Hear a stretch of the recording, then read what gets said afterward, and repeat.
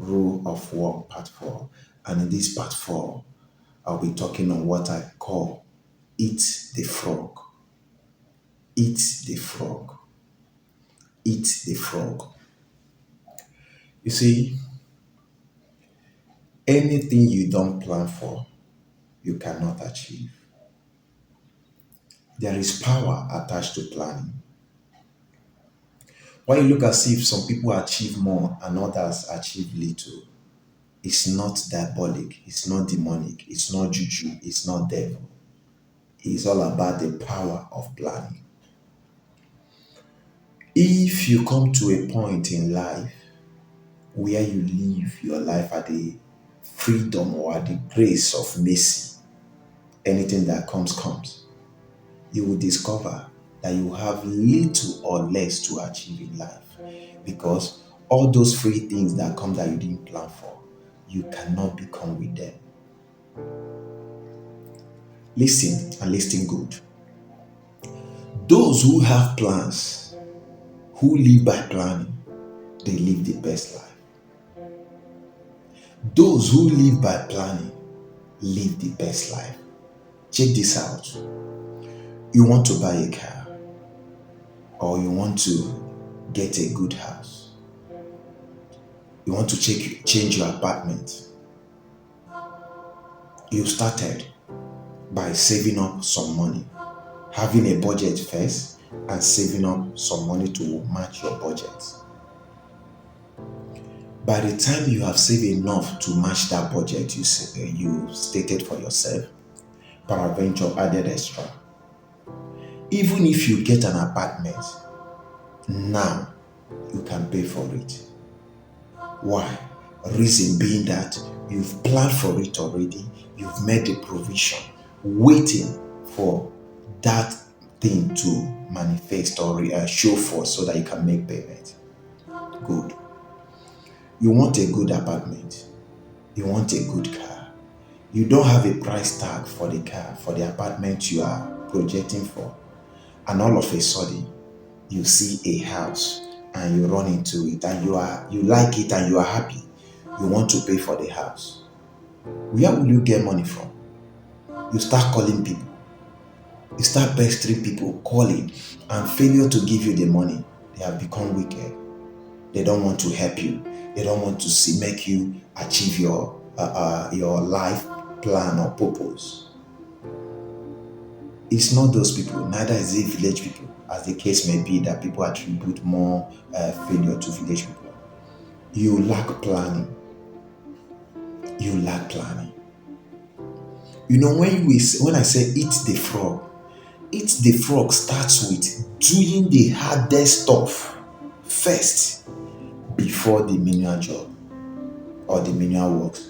Listen, there are things that you can get achieved when you do the hard job, when you start up with a hard job or hard task. That in your to-do list, you have listed them, you put this. But by the time you start with the toughest task and deliver those tasks, you will discover that those little ones will naturally fizzle out. They will die away. Reason being that they are embedded, they are enshrined in that tough or hardest task, but you don't know. In your list of to-do, you are writing them down, but you don't know that they are included in that tough task. How do I know? If you start your day with to-do list, if you start your week with to-do list, you will discover that you will work according to time and you will get more results. You will achieve more results. Why? Because you are not going outside what you have in your list. All the things you have in your list is what you are working for and you are not going outside them. So you will achieve more. You will get more done. More works will be done than living your life at the grace of mercy. Anything that comes, you will do. Anyone that give you. Gone are the days when you live your life in if they dash you. What if the people who you are expecting to dash you do not have? Answer me. If the people who you are expecting to dash you do not have, as at that given time, There are things that we do. You see some people say, I know he have, I know she have, so he's supposed to. My brother, the way you have need is the way others have need. But with power of planning, you can compress some of your needs and it will look as if they don't exist. Hear me now. You work in a manufacturing company and you work 8 to 5. You resume work in the morning. No plan. Okay, let's take it down to a bakery company. Your target is to produce 1,000 loaves of bread. You resume work in the day. No plan. Somebody that have a target or that was given a target to produce 1,000 loaves of bread in a day, when you resume work, wisdom demand the first thing to do is to go and bring out all the bags of flour that you need to mix to get that 1,000 breads or 1,000 loaves. Get those flour out. Get your yeast out. Get your margarine or your fat out. Get all the things that you need to mix, be it chocolate flavor, pineapple flavor, coconut flavor, all the flavor that you need to mix, get them out. Take them to the mixing room and start up. Get your water ready. Where you need to mix, do it. Once the dough for the bread is ready, for the 1,000 loaves is ready, start molding and putting them into the pan. As you mold, push them where they're supposed to be so that they will start rising. By the time you time yourself and say, okay, I will do this from 8 to 12. And 8 to 12, you are done doing that. And the factory have enough oven. When all those breads must have, the doughs must have rise, you push everything by 1 or 2 into the oven. Yes, in the next 45 minutes, all the 1,000 loaves are ready. In the next 45 minutes, and you will see that from 8 to 3 or 8 to 4 p.m., you have achieved your target. So from 4 to 5, all the breads are ready.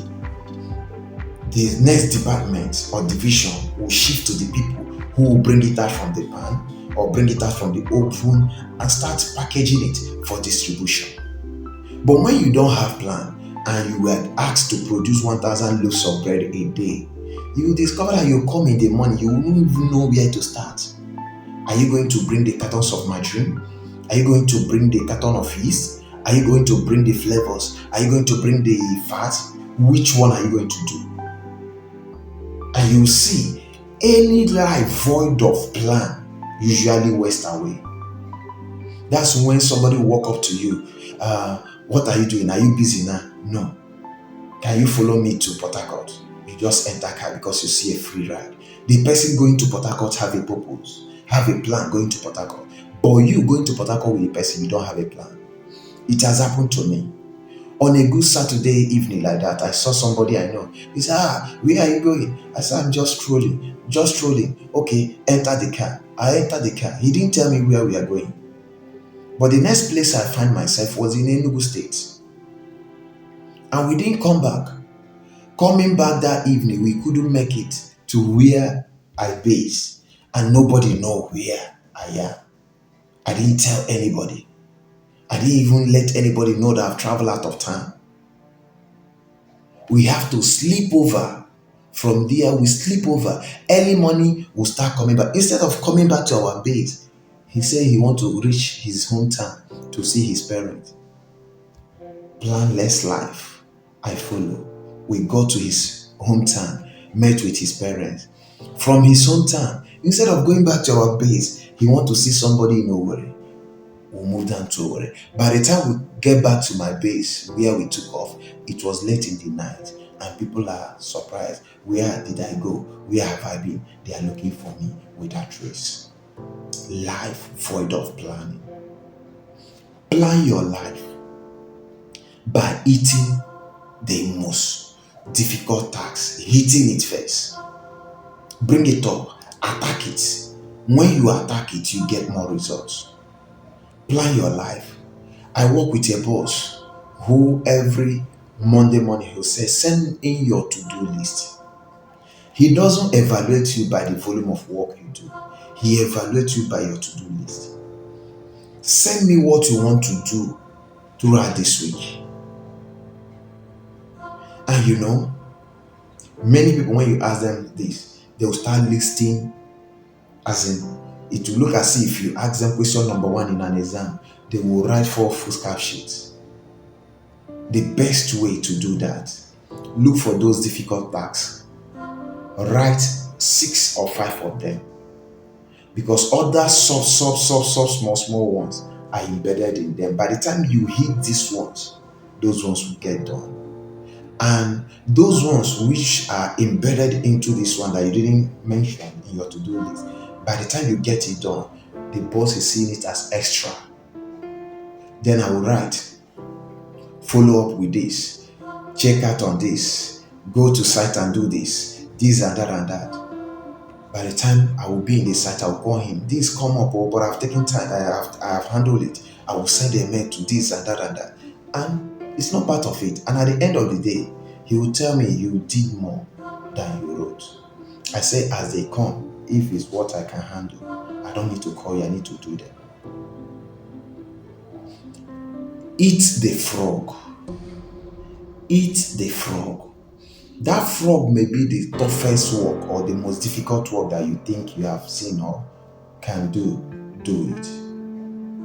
The reason why you call it difficult or it looks difficult is that you have not taken a step, you've not started doing something. By the time you start doing something about it, you discover that it's not as difficult as it looks. Start it on. That journey that you need to embark on that journey. That business you need to do it. That dream, that desire, that urge, that hunger that you see yourself doing, start it up. Do you know the difference between skill and talent? Skill is what you learn, but talent is those inherent things in you.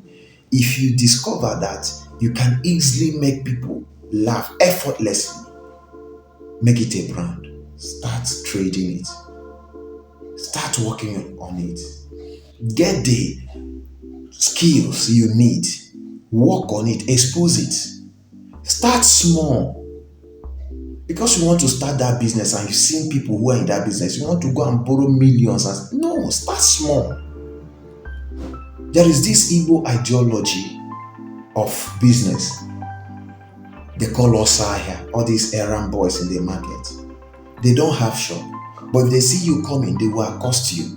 Hello, what do you want? I have this, I have that. They know all the prices of goods in the market. They can even take you to the shop of the seller, but the seller will not react. The seller will not do anything. The seller will leave the shop for you and them.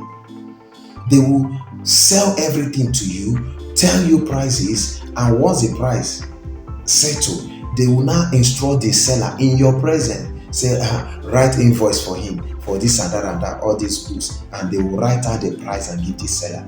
As they are writing invoice, they are bringing it out for you. Even call vehicle to come and carry it for you. You will pay them. They will not be the one to pay the seller.